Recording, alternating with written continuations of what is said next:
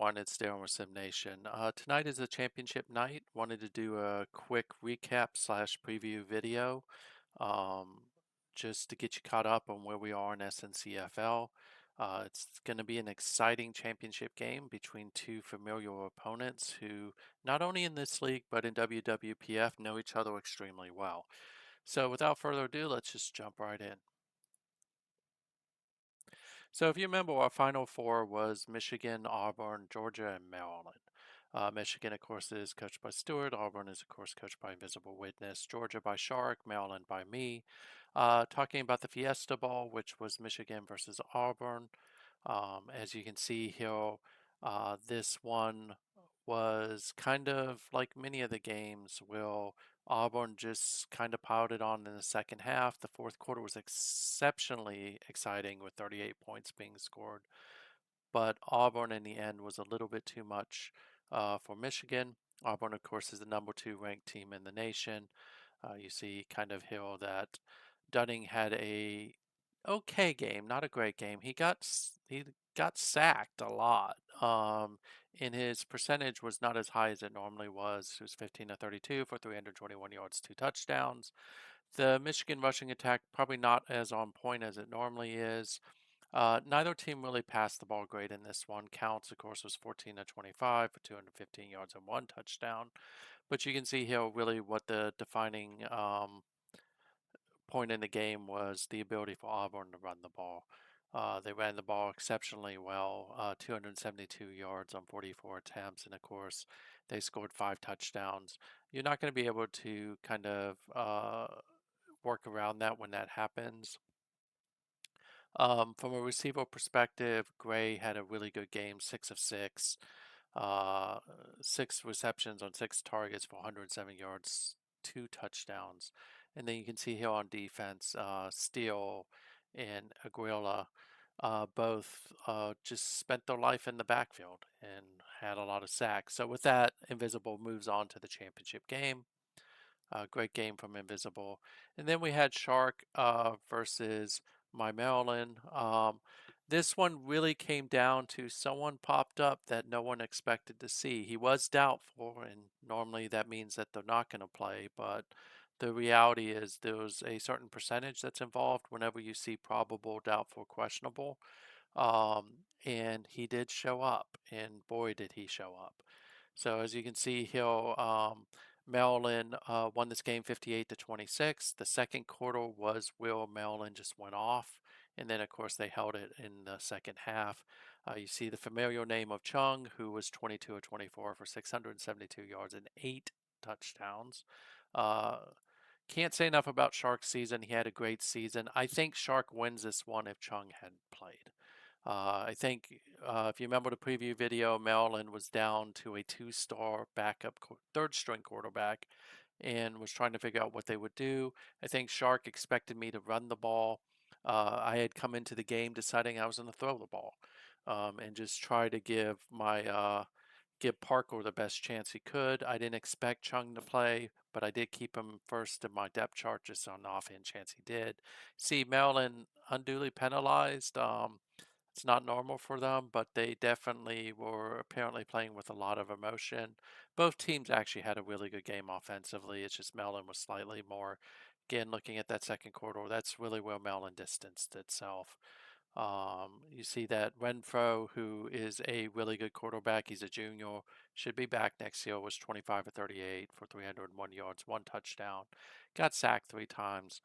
And then on the flip side, that despite being sacked 7 times, Chung again 672, 8 touchdowns. Shark definitely ran the ball better than I did with Mateus getting 15 rushes for 121 yards and 1 touchdown. And you just see here that Torres just was in a different universe today.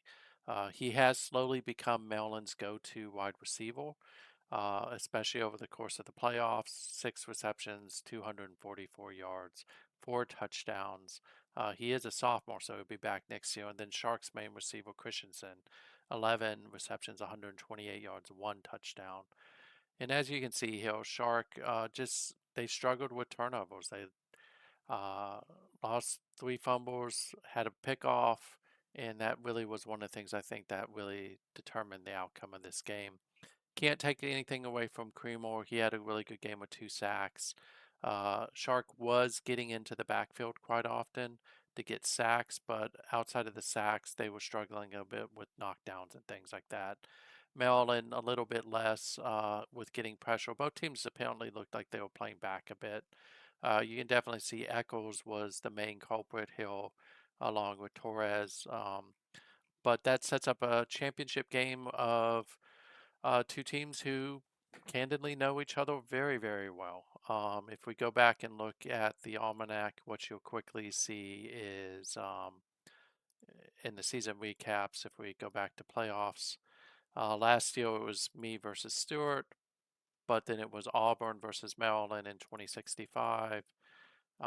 So Maryland, of course, trying to compete the fourth Pete. These two teams did actually meet earlier in the season. We'll go to one of them. We'll just choose Auburn. Uh, they met in week 2. Of course, Maryland took that one 44-24. Kind of a different story. Maryland completely shut down pretty much that offense. Ishmael Counts had a really horrible game. They did get some rushing, but you see here that Chung just had an amazing game, and of course Buford also had a big game. So if we look at the matchup going into this game, um, what you'll quickly see is that on the Auburn side, you have the best scoring offense, one of the better total offenses, the ranked seventh, fifth in rushing. They not as good in passing, but they all have the top scoring defense and the top total defense. And of course, against rushing, they're eighth and third against passing. So that's going to be a major narrative here. Auburn does have the ability to shut down Maryland's passing attack. You saw that in the first game with Chung, who normally is a 60 to 70% completion person based on Maryland's offense. Uh, just struggled in that game despite the 470 yards and 5 touchdowns. On the flip side, with Maryland, what you see is the fourth best scoring offense. They are the top offense in the country.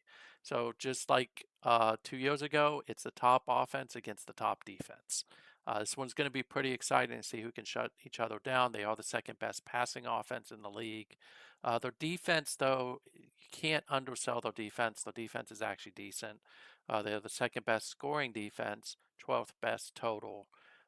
They are not as good against the run as they are against the pass, and that'll give uh, Invisible some thoughts around what he might be able to do. You see here that Daniel Huffman is our leading rusher with 15 touchdowns, over 1,000 yards. They will probably play Ishmael Counts instead of Frankie Etheridge. 2,076 yards, 19 touchdowns. On the Maryland side, it's the Shaka Chunks show. They will run the ball because they don't want to be pass exclusive against Auburn. They want to try to diversify. Buford, though, will not be back for this. He's still out, which will set up his backup, who is Macon. Macon's had a pretty good season. I'll show you that in a second. But really, it's going to come down to Auburn's ability to stop Chunk. If they stop Chung, Maryland's going to struggle, and they should be able to win the game based on the rushing attack. If they can't stop Chung, it's probably going to be a long day. Um, and the only other noteworthy injury is, well, they don't have another one. Hill is back, which means that if Chung does go down, they at least have Hill, who can run the offense as well. So I think the keys for success here is for Auburn, they've got to be able to run the ball. If they can run the ball, they can keep that Maryland offense off of the field, and you really want to keep that offense off of the field. The other thing is they need to win the turnover battle. They need to force Shaka or the running backs to cough that ball up. Shaka does have a history of fumbles, unfortunately, but and they need to get pressure on Shaka. They cannot let him sit in the backfield and just find his favorite wide receiver. If they do that, it's going to be a long day. And I think the third one is they got to win the trench warfare. Maryland does actually have very strong defensive linemen. In fact, one of the top sack artists in the league is on Maryland. And we'll talk about that in a second. But they need to win that stretch. They need to keep Maryland's defensive line from getting penetration, which then allows the very deep and fast linebacker core to start making plays. And if they do throw the ball, they've got to try to avoid Barbie Gardner and Arturo Sudol. those two can make your life miserable in a heartbeat. They are two of the best cover corners in the league. On the flip side, for Maryland, they've got to be able to throw the ball. They've got to keep Shaka upright. If they're going to win this game, it's going to come down to his arm. And they can't give up 9, 10 sacks, 7 sacks, and expect to win this. The other thing is they do have to run the ball a little bit just to keep Auburn and Invisible honest in this one. And like with Auburn, they've got to win the trench warfare. In our case, it's not to allow the run to happen. It's to allow Shaka to have time to be able to find his favorite wide receivers right now, which is Wilbur Torres and Geigel, who's their tight end. But be careful because, as you can see, Mock is actually the leading wide receiver on this team. And I'm thinking that this is going to be a really good game tonight. History, of course, is on Maryland side. They are 10-0 against Auburn. But as I told someone earlier, it's not a given that Maryland's going to win this one. Invisible plays me very, very well. He's one of the few coaches I think that truly understands how I play. It's just this Maryland team may be one of the best Maryland teams I've had in a long time, especially on offense, even though it doesn't kind of show. But Chung definitely is going to go all out to try to end his career with 4 national titles and not having lost a game. So he'd become the second Maryland quarterback that's done that. And of course, he wants to be #1 in the draft. It will be interesting to see which way Tony's going to go because I think Tony will have a chance at Chung as well as some others in that draft. But it's what I expect will be a really, really good game. I don't expect this one to be a blowout. I think Maryland wins this one maybe slightly close. But I could also go the other way and say Auburn wins this one. So maybe what I'm really saying is this is a push. Um, both teams, if Auburn gets a rushing attack going, they control that clock, they win the trench warfare, they get pressure on Chung, they can win the game. If Maryland can keep pressure off Chung and allow him to have time to do his thing, and they can get penetration into the backfield and get a lot of tackles for losses, I think Maryland wins. So let me know in the comments who you think is going to win this one. This is going to be a really good game. It's been a great season. Of course, both teams have made it through the playoffs by actually playing people. Maryland beat West Virginia, which was V Gorilla. Auburn, of course, I think in the first round, if I remember correctly, took out Stewart and Duke. Then I took out Skeletor in the second round. That one was a little bit more lopsided than I thought. Same with Auburn versus Texas Tech. Will Visible Witness beat my second team.